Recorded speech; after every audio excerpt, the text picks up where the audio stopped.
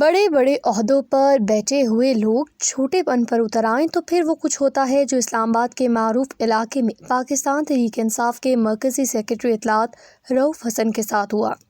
بڑے بڑے عہدوں پر بیٹھے سب لوگ اس واقعے کی مذمت کر رہے ہیں، لیکن اندر سے اس واقعے نے انہیں بھی خوف زدہ کر دیا ہے۔ جو آج رؤف حسن کے ساتھ ہوا وہ کل کو ان کے ساتھ بھی ہوگا، جن پر یہ شک کیا جا رہا ہے انہوں نے 4 مردوں کو خواجہ سراؤ کے روپ میں بھیجا اور ایک عمر رسیدہ شخص پر حملہ کرایا، جس کا قصور صرف یہ تھا اس نے چند روز قبل ایک پریس کانفرنس کے جواب میں پریس کانفرنس کی اور تلخ لہجے میں اعلان کیا کہ ان کی جماعت پچھلے سال 9 مئی کے واقعات کی ذمہ دار نہیں، لہٰذا ان واقعات پر کوئی معافی نہیں مانگے گی۔ اس پریس کانفرنس کے بعد رؤف حسن کے کچھ ساتھیوں کا خیال تھا انہیں محتاط رہنا چاہیے تھا۔ مسلم لیگ نون کے رہنما خواجہ محمد آصف کے ساتھ مارچ 2018 میں ایک واقعہ پیش آیا تھا جو صاف بتا رہا تھا پاکستان کی سیاست میں جان بوجھ کر نفرت کا زہر گھولا جا رہا ہے اور زہر گھولنے والے سیاستدانوں کو آپس میں لڑا کر اپنے ذاتی مفادات کی تکمیل کر رہے ہیں۔ خواجہ محمد آصف اس وقت وزیر خارجہ تھے، ان پر دباؤ تھا کہ وہ نواز شریف سے اعلان لا تعلقی کر دیں۔ خواجہ صاحب نواز شریف کا ساتھ چھوڑنے کے لیے تیار نہیں تھے، لہٰذا سیالکوٹ میں مسلم لیگ نون کے ایک ورکرز کنونشن میں ان کے چہرے پر سیاہی پھینک دی گئی۔ مقصد صرف یہ پیغام دینا تھا اگر ہماری بات نہیں مانو گے تو تمہاری سیاست پر سیاہ دھبا لگا دیں گے۔ اس واقعے سے اگلے ہی روز لاہور میں ایک تقریب کے دوران نواز شریف پر جوتا پھینکا گیا۔ ان دونوں واقعات کی ذمہ داری ایک مذہبی تنظیم پر ڈالی گئی۔ کچھ دنوں بعد اس وقت کے وزیر داخلہ احسن اقبال کو ناروال میں گولی مار دی گئی۔ گولی ان کے بازو کو چیرتی ہوئی پیٹ میں پیوست ہو گئی، ان کی جان بچ گئی، لیکن ان کا بازو آج بھی نارمل نہیں۔ ان پر حملہ کرنے والے نوجوان کا تعلق بھی ایک مذہبی تنظیم سے بتایا گیا۔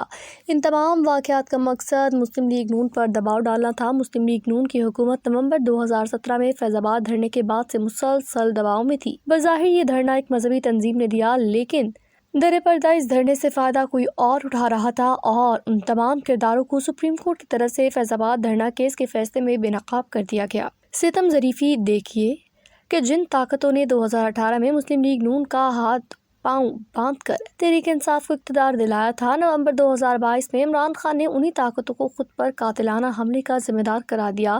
احسن اقبال پر گولی چلانے والے عابد کو ایک مذہبی جماعت کا رکن بتایا گیا اور عمران خان پر گولی چلانے والے نوید کو بھی ایک مذہبی انتہا پسند قرار دیا گیا۔ مسلم لیگ نون کے قائد نواز شریف اپنی تقاریر اور بیانات میں اس وقت کے army chief general Qamar Javed Bajwa اور ISI کے سربراہ فیض حمید کے خلاف شکوے شکایتیں کرتے ہیں، لیکن پھر انہی دو صاحبان نے عمران خان پر دباؤ ڈالا کہ وہ نواز شریف کو طبی بنیادوں پر بیرون ملک جانے کی اجازت دیں۔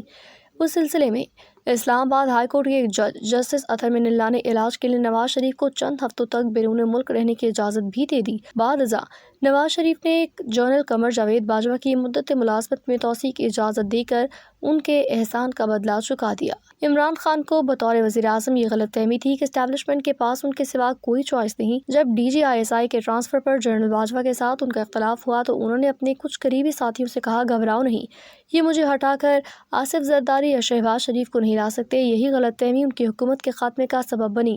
آج آصف علی زرداری صدر اور شہباز شریف وزیر اعظم ہے، لیکن ان دونوں کی حکومتی عوامی تائید سے محرومی نظر آتی ہے۔ رؤف حسن پر ہونے والے حملے سے حکومت کی ساکھ مزید مجروح ہوئی اور تحریک انصاف کے لیے ہمدردی میں اضافہ ہوا۔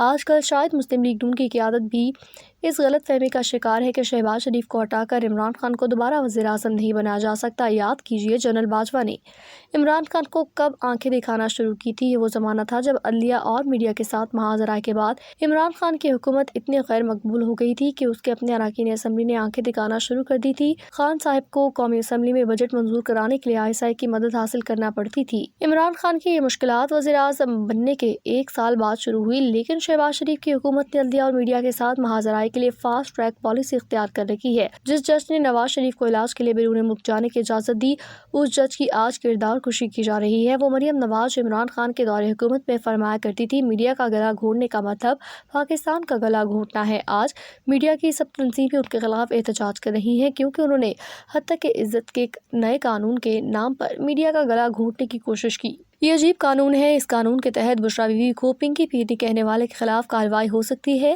اور جب تک مقدمے کا فیصلہ نہیں ہوتا مقدمے کی کارروائی کو رپورٹ بھی نہیں کیا جا سکتا۔ مجھے وفاقی حکومت کی ایک اہم شخصیت نے چند دن قبل یقین دلایا کہ پنجاب حکومت اس قانون کو موجودہ شکل میں منظور نہیں کرائے گی، لیکن پنجاب حکومت نے قانون افراتفری میں منظور کرا دیا۔ یہ مت سمجھے کہ تمام اسٹیک ہولڈرز اس قانون کے پیچھے کھڑے ہیں۔ آثار بتا رہے ہیں اس قانون کی منظوری نے اسٹیک ہولڈرز میں اختلاف رائے پیدا کر دیا۔ رؤف حسن پر حملے نے بھی اسٹیک ہولڈرز کو پریشان کر دیا۔